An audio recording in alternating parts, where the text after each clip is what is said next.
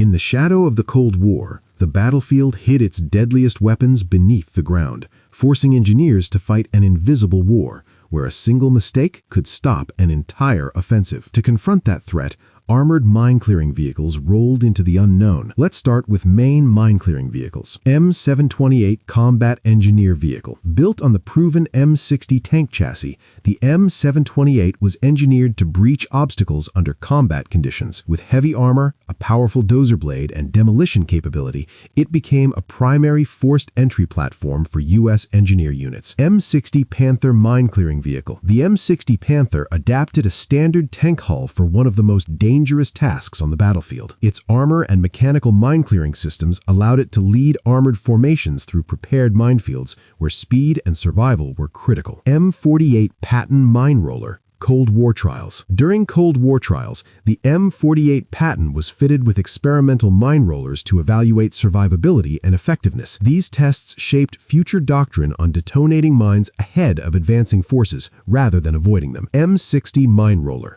T1E3. The T1E3 mine roller represented a refined approach to mechanical mine clearance. Mounted on the M60 series, it was designed to safely trigger pressure mines, favoring reliability and protection over rapid movement. M1 Abrams Early Mine Plow. As the Abrams entered service, early mine plows were developed to ensure even the most advanced tanks could defeat old battlefield threats. These systems proved that technological superiority alone was not enough without dedicated breaching tools. M113 Armored Engineer Vehicle AEV. The M113 AEV provided engineers with mobility and protection during clearance operations. Its adaptability made it a common and reliable support platform across multiple Cold War formations. M9 Armored Combat Earth Mover. ACE. The M9 ACE combined battlefield survivability with earth-moving power. While not intended to detonate mines directly, it played a critical role in shaping terrain to support clearance and breaching operations. M113 Engineer Squad Vehicle Mine Clearance Support. This M113 variant transported engineer teams and specialized equipment. It formed the logistical and human backbone behind mechanical mine clearing efforts. Let's move on to mine roller and plow variants. M60A1 Mine Plow. Designed to physically push mines aside, the M60A1 mine plow reflected Cold War emphasis on momentum and armored breakthrough over caution. M60 series mine roller. T1, T1E3 developmental variants. Developmental mine rollers in the T1 and T1E3 lineage explored durability, spacing, and detonation consistency. These trials laid the groundwork for later standardized systems. M1 Abrams Mine Roller. Cold War testing. Testing mine rollers on the Abrams examined how heavier, faster tanks could operate in mined environments. The results highlighted the trade-offs between protection, mobility, and effective breaching. M728 Mine Plow. CEV variant. When fitted with a mine plow, the M728 expanded its breaching role beyond obstacles alone, allowing engineers to clear lanes while remaining under armor. Next up, remote-controlled and experimental vehicles. Remote-controlled M60 Panther mine clearing configuration. Remote operation transformed the M60 Panther into a risk reduction platform. By separating crews from detonations,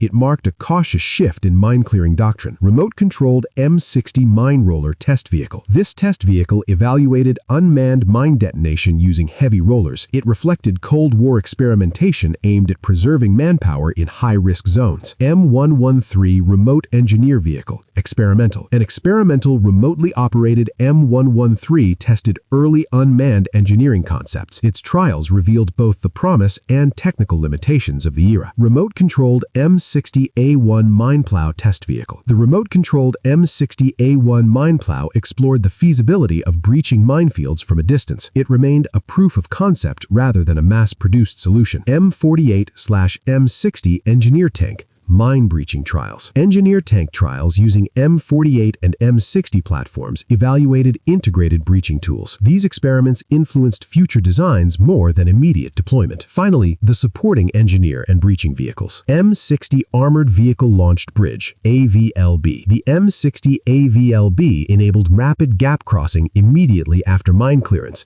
ensuring operational momentum was not lost. M88 Armored Recovery Vehicle. Engineer support role. In an engineer support role, the M88 recovered damaged breaching vehicles under fire, keeping clearance operations alive in contested zones. M113 Engineer Vehicle with MICLIC support. Late Cold War testing. Late Cold War testing paired the M113 with MICLIC systems for explosive breaching, complementing mechanical clearance with rapid lane creation. M60 dozer-equipped engineer tank. Equipped with a heavy dozer blade, this M60 variant reshaped terrain during clearance operations, supporting both minefield reduction and obstacle removal. M728 combat engineer vehicle, standard dozer configuration. In its standard dozer configuration, the M728 focused on earth-moving and obstacle clearance, cementing its role as one of the most versatile Cold War engineer vehicles.